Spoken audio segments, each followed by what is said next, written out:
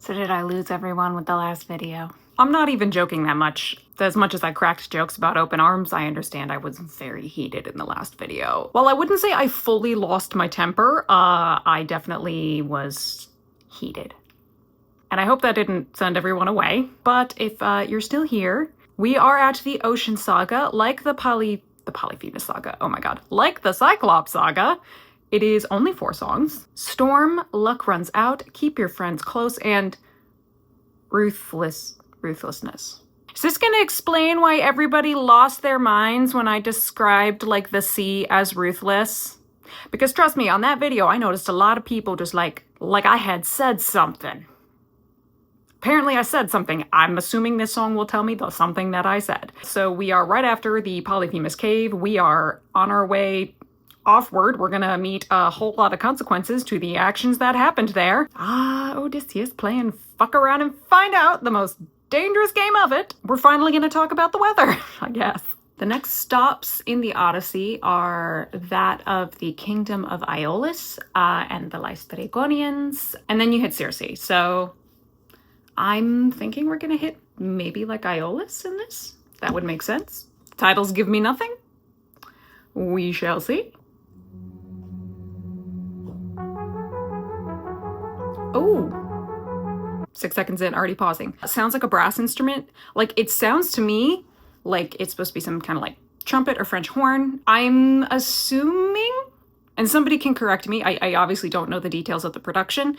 He didn't actually have orchestral instruments for a lot of this, so that this is like an electronic sound file of that particular instrument, which is why I'm hearing it and it sounds slightly off. It's a concept album. I'm like not sitting here thinking Jorge's gonna get like a full X number piece orchestra to do this, but like, could you imagine if he did? But brass, it's the first time we're really noticing, I think, brass in the sound. We've had a lot of strings and we've had a piano, but we haven't really had brass. Interesting. Ooh, nice ostinato in the back. Drama choir! We are definitely in a storm. Yeah, these are electronic brass, but that's fine. These waves and tides have grown in strength and size. Is it nature or divine or a blessing? Is it nature or divine? So this is one of the big differences between the Cyclops encounter in the Odyssey versus the Cyclops encounter here. They knew why they were getting bad winds. In fact, in the Odyssey, they actually tried to make a pit stop to slaughter one of the rams that they steal from Polyphemus to sacrifice to Zeus, hoping he will give them better winds. But they note that our sacrifice did not move the god.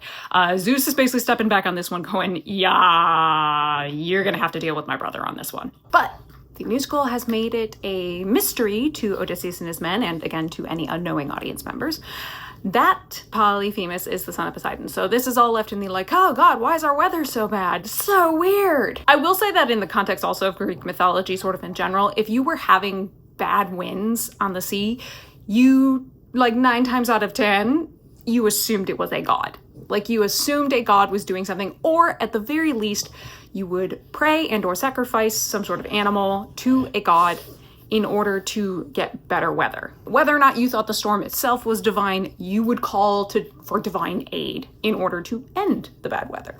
Is it nature or divine or a blessing in disguise? Not a blessing in disguise. This storm's our final fight. There's no time to die. Comrades, brace for a storm. I love the divine choir in the back, really emphasizing that this is not a natural phenomenon. Really highlighting brass. I'm assuming that will come into play later, because that's, you know, sort of a musical instrument family we haven't heard a lot.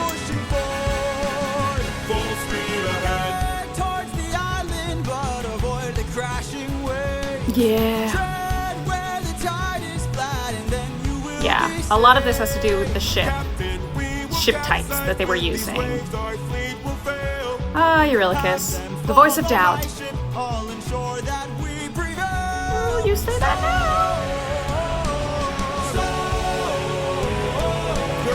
now? Someone can tell me, The choir in the back, I mean, I'll look up lyrics whenever I need them, but a lot of times these sort of choirs that are in the back, they don't tell me what they're saying. Is the choir saying like specific phrasings and words? I can't make it out just because of how the song is mixed. Or is it just like solfege or something in the back? Or are they actually saying words? Someone who knows can tell me, because I can't quite make it out and I'm just curious. Too much damage to survive. Yeah. This particular storm was battering them hard. Again, why they stopped to pray to Zeus. What? Oh, that's a new sound. An island in the sky. Say what? Eurylochus grabbed the harpoons. An island in the As many sky. as you can find. What do you have Oh in mind? my god. Gonna shoot for the sky. Oh my god. Hold on. Yeah, what? I'm with you on this one, Eurylochus. Island in the sky. I had mentioned that I assume we're gonna have to hit Aeolus. Like, that's another very well-known stop in the Odyssey, because you have to get this bag of winds from Aeolus, which plays a part in the story. Island in the sky. Aeolus is on the island called Aeolia, and it's called a floating island. Now, in the context of the myth and of mythology, when they said floating island, they meant like Aeolia was sort of unmoored, if you will. It was almost like a ship in that regard, and that the island just sort of floated around the Mediterranean, right? Somebody can tell me, because this is what I suspect, and honestly, this would crack me up. Did Jorge perhaps read that it's called a floating island and think that meant it floated like in the air, and that is why we have an island in the sky, as opposed to it's just an island that just sort of moves on the water? That's really funny. And that's one of those things where, like, if you don't know what Aeolia is and what they mean when they say floating island, you're gonna be like, damn, the Greeks had floating islands? That's cool. Like, it doesn't really affect the story. It's just really funny. I have a feeling this wouldn't have been intentional. This feels like this had to be a misunderstanding maybe on his part, on reading like a translation of the text and being like, oh, that's what he thought of when he heard floating island, when that's not what the Greeks meant. No, that gives me a good laugh. That's a good laugh. I'm going to assume this is Aeolia and that we're doing the Aeolus pit stop, because yes, they do kind of like anchor themselves to this island that moves around so that they can meet Aeolus and his multiple children and have a talk so they can then get the bag of the... This song is almost over, so I'm going to assume this is not the song where we're going to introduce Aeolus. So I'll talk more about Aeolus when we get there, but oh my god, a floating island, it's an island. Oh my god, that gives me joy. That just kind of gives me joy. Oh my god. Oh, sorry guys, I unpaused you just to pause you again. I noticed the sound for the island in the sky. It was a wind instrument, some type of flute. I almost wanted to say it was like, again, these are all kind of electronic versions of instruments, it sounds like, or like computer versions, not like we have the actual instruments there. Again, it's a concept album. I'm not expecting him to have a full orchestra here. It sounded like it was supposed to be almost sort of like a pan flute type, which is kind of cool. I like hearing a like a kind of cultural instrument like that in there. But yeah, I noticed that, like, again, this song is really interesting musically. We've brought in brass and we're highlighting it really strongly in a way that the musical narrative hasn't before, and then bringing in a little instrument like that, which, since we like to associate characters and, you know, places and whatever with instruments, I'm assuming Aeolus, or Aeolia at least, is going to be that little woodwind instrument I heard in the back. That's a nice harmony.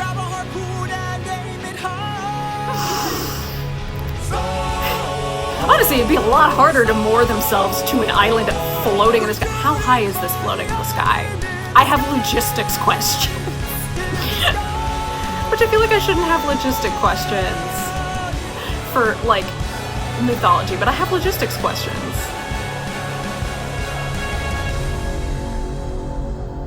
Way to kick off. Dang. And that song is really short. Okay, so the next song is called Luck Runs Out. You know what? I'm gonna go straight into Luck Runs Out, if only because Storm is so short and it's pretty much serving as setup for this particular saga. It's, you know, setting the stage after we've now left the Polyphemus' island. So You know what, let's just go to luck runs out and see. So yeah, no, nothing really to say on Storm other than hilarious that we have, I'm assuming, Aeolia as the floating island in the sky when it's just meant to be like an island that moves around on the ocean. Oh, that's gonna crack me up for the rest of this in like a good way. It's just funny. It had to have been an accident. I'm assuming people will tell me it had to have been an accident. Oh, hi piano. Please don't tell me you're about it. Oh, we're giving Eurylochus a song, expressing his doubts. Eurylochus is really a voice of doubt. There is no island in the sky, but you know what? Go off. I love it. Ah, okay. Home of the wind god. Interesting choice of words. This is Aeolia. So I guess we'll just talk about Aeolus and Aeolia now, since we're talking about it being, I mean, again, it's not a floating island in the sky, but that's kind of neither here nor there. That's just like something that's making me laugh. Wind god. So Aeolus appears in many different myths, specifically in the Odyssey, and in the earlier tradition of who Aeolus is as a character. Aeolus is not a god. He is just a human, but he is blessed and favored by the gods. And so he is granted the ability to both contain and release the winds. So the winds were personified by the Greeks. So north is Boreas, south is Notus, east is Eurus, and west is Zephyrus. And of those four winds, Boreas, Notus, and Eurus were kind of like the really unruly ones. Zephyrus, aka the west wind, was sort of like the gentlest of the winds traditionally in mythology, and this is going to be important when Aeolus gives Odysseus the wind bag. But Aeolus was not a wind god. He was not a god at all. He was just a mortal. Now, there are later myths, well post-Homer, that make it so he's sort of a demigod or a minor god status, and so therefore he would be called the wind god, I suppose. But in the tradition of the Odyssey and in earliest writings, he is just known as the keeper of the winds. So he's just their human keeper on the island of Aeolia, which probably also explains why it's constantly floating around if he's keeping the four winds there. So that's just something to note where it says, it seems we're going to make Aeolus more of a divine-like character because he's very much not in the Odyssey. He is very much also at the mercy of the gods, which we'll talk to when more of that pit stop, if you will, plays out. But just something to note, we're at Aeolia, we're at the home of Aeolus, and we're taking a slightly later tradition of him, it seems, where he's kind of elevated to at least a minor or demi-divine status, as opposed to, as he is in the Odyssey, he's just a mortal. Just a king who's got like a gaggle of sons and daughters. I can't remember, something like 7 or 8 sons and 7 or 8 daughters. Like it's an equal number of sons and daughters, but it's like a huge number. And it's just him and his family, and they're all just like hanging out, like being awesome on this island. Also, kind of interesting to see how we're giving Eurylochus a song. You know, we already had our long talk about Polites and how he got a song. Eurylochus plays a pretty major role in the narrative of the Odyssey as being a kind of constantly doubting voice of the crew. And again, this is all from the mouth of Odysseus, because by the time Odysseus is telling this story, Eurylochus is dead. Long dead, actually. So everything we hear about the crew and about Eurylochus, it's all from the mouth of Odysseus. And he describes Eurylochus constantly as just like doubting him, being intransigent, and just sort of a problem with a capital P. So it's fitting that we would have Eurylochus be the one who's going like, I think this is a bad idea. I mean, especially if we've now made this a floating island in the sky, like I'd be looking at that going, maybe we don't fuck with that. I know, right? Maybe we just don't mess with that, right, Peg? Have you seen before? This is the home of the wind god. And what's your plan? I'm gonna climb to the top and ask him for a hand. So we're having Odysseus go alone. God and lose your life. Worthless of this god and it fills us with strife.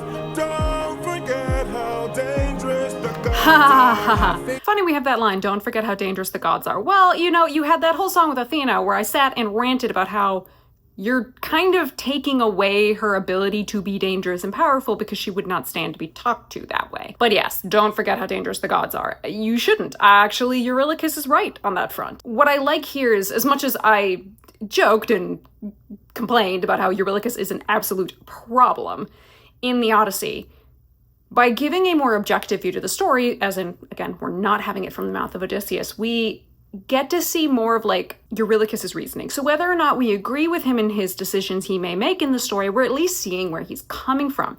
Eurylochus is absolutely right. I mean, one, he has where he goes, you can get caught off guard and lose your life, or piss off this god and it fills us with strife. That's a very real concern. I mean, they've kind of already crossed that bridge. Sorry, guys, you're already in the middle of that problem. But you're getting an element of genuine concern from Eurylochus, which would make sense, given their relationship. And then you're also getting a, bruh, let's, like, not make this worse than it already is. I'm sus of the island. I'm sus of you going up and thinking you can just go chat with gods, no problem, and there's not going to be consequences. And again, as I said, if the Cyclops saga is all, look at Odysseus's dumbass actions, here are some consequences. They're dealing with a terrible storm. And now he's just like, are you going to compound that upon us? But also, Odysseus does not go alone to the island of Aeolus. On Aeolia, like, everybody goes, because Aeolus interrogates them, basically, about what's going on. And Aeolus does help them, but cautiously. Again, because Aeolus is human, in the Odyssey, he is far more cautious and careful about assisting Odysseus and his men when it's pretty clear to him Odysseus has drawn the ire of one of the gods. So he's like, okay, like, I will help you because, again, culturally, that's sort of the right thing to do here, but I'm, like, not super happy about it, and I do it cautiously. There'll be more to speak on about that later when we have stuff with the windbag. But again, kind of nice to give Eurylochus a song where he is functioning as a voice of doubt. He functions as that a lot in the Odyssey. But again, also, I kind of like that right now. I mean, his logic is logicking. That's a word, I just made it up, it's fine. His advice is quite sound here. Eurylochus is not wrong, and he's in a way also pointing out one of Odysseus's biggest flaws, his hubris, his arrogance, the audacity. So Eurylochus is kind of pointing this out to him, which is a tough position for Eurylochus to be in, because again, this is not only like his captain, this is his king. Odysseus is the monarch for these people. He's not just their captain, he is their monarch. Friend, we've come this far. Yeah, but how much longer till that was unintentional. How much longer till the show goes out? How much longer till we all fall down? You rely on wit and people die on it. Whoa. I still believe. No, Odysseus, I have to cut you off. You rely on wit and people die on it. Damn, if ever you wanted to explain perfectly. Odysseus, you rely on wit and people die on it. Damn. Well, okay, Eurylochus, way to clock Odysseus. He's right. I mean, again, they're coming right off of the Polyphemus incident. He relied on wit. People died on it. He's arrogant. He thinks generally he is, the smartest guy in the room, the smartest human in the room. But because he thinks and knows he is, he gets arrogant. Ooh, that's such a good line. I did cut Odysseus off, so I'm going to back up a little bit so I can hear him again.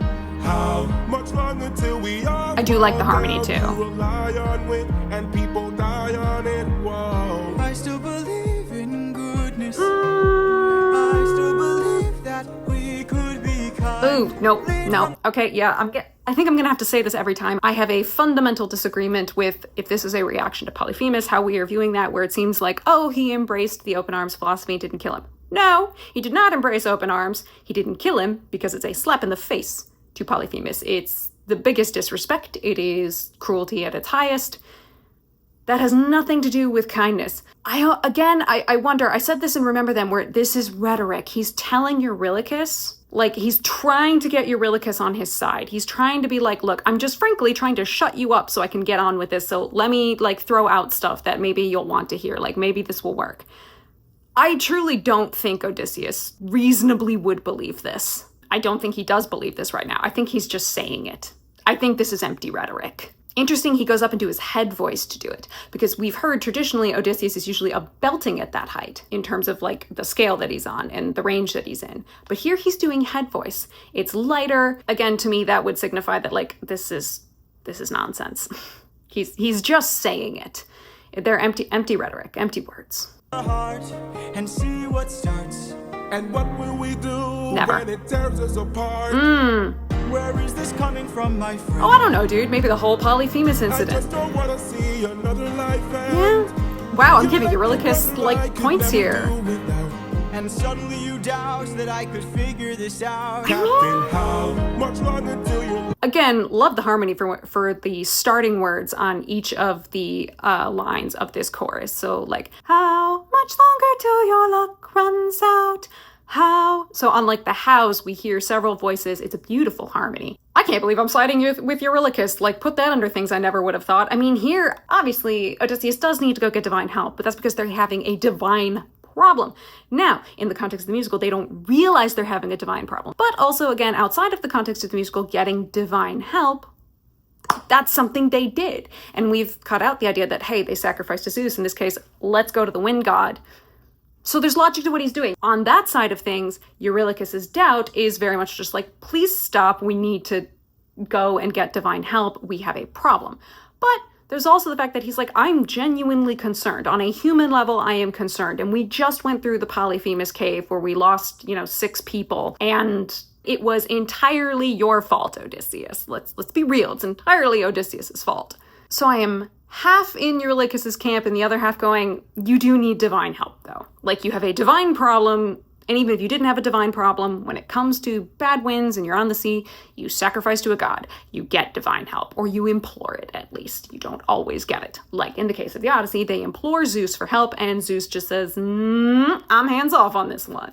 You guys can deal with my brother and his anger. I'm not stepping in. not my fight. Runs out. How much longer till the show goes south? How much longer till we all fall Till you all fall down?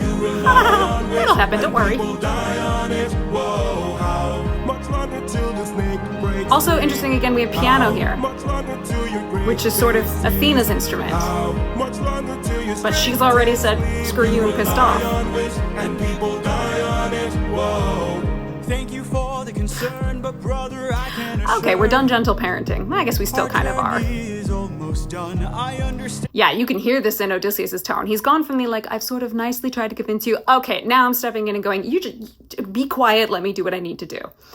Interesting to hear that shift in Odysseus' tone through the song. Which, I mean, this attitude is very in line with kind of how he talks about the crew in the Odyssey. He's, again, constantly brings them up as unruly, as mutinying, as never listening to him. I'm like, what kind of king are you that your dudes never listen to you? I'm just saying. This attitude that he's taking feels very in line with how Odysseus talks about his crew in the Odyssey. And that we're tired, I understand that we're phased.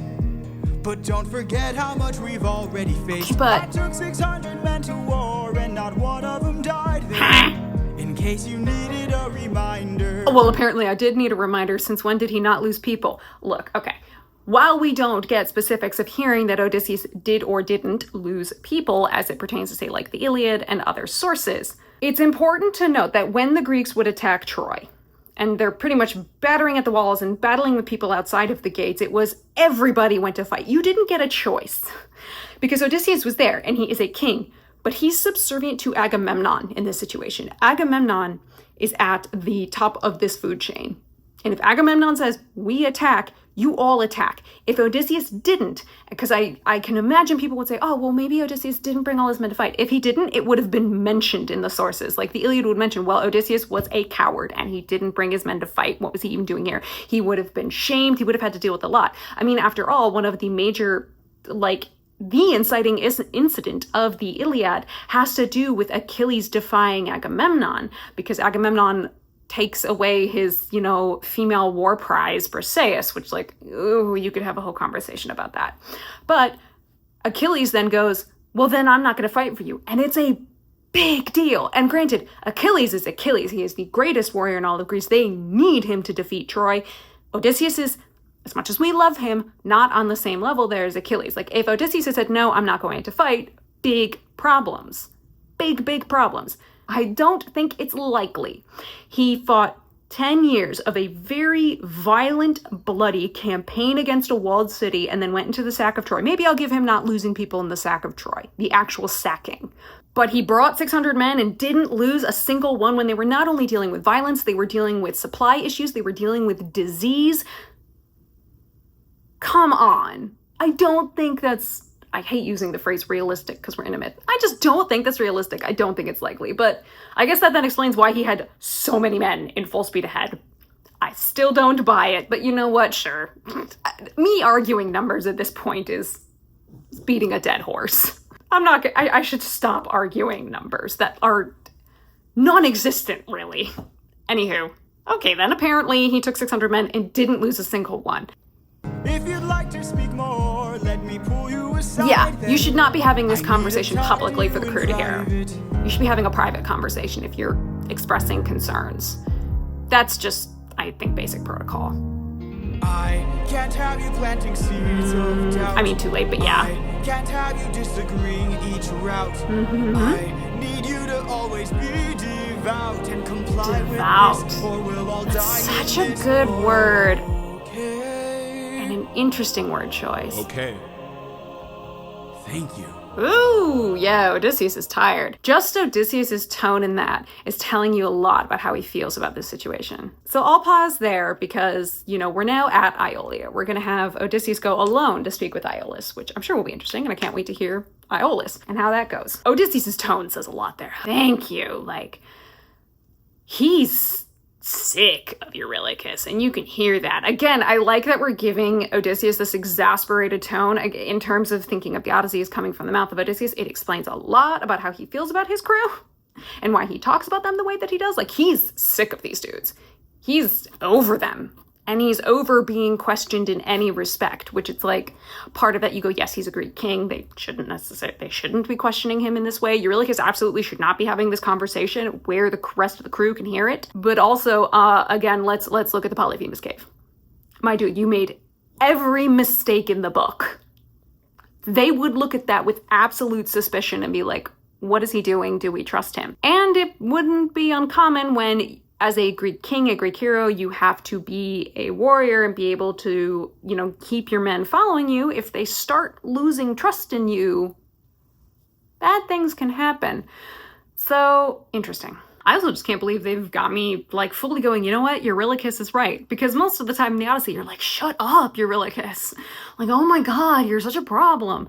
I'm sure he will frustrate me later on. Again, I like that because we have this more esoterically objective view of the story. We get to see people like the crew and Eurylochus in a slightly more favorable light. At least I think it is understandable to get why Eurylochus is thinking that way. He's going about it the wrong way. But a lot of this is also just really going, Odysseus, you don't look good here. Bruh, you're not looking great. Yeah, you want to get home, but you're not looking great. Again, whole saga of actions. Here is a saga of consequences. So we're going to meet Aeolus. There's only 2 songs left. So we are going to make the Aeolus trip very quick, I would think. We're going to meet Aeolus. We're going to get our wind bag. We will get into keep your friends close. God, these titles are good and leave me nothing to try and guess what they refer to. Let's go.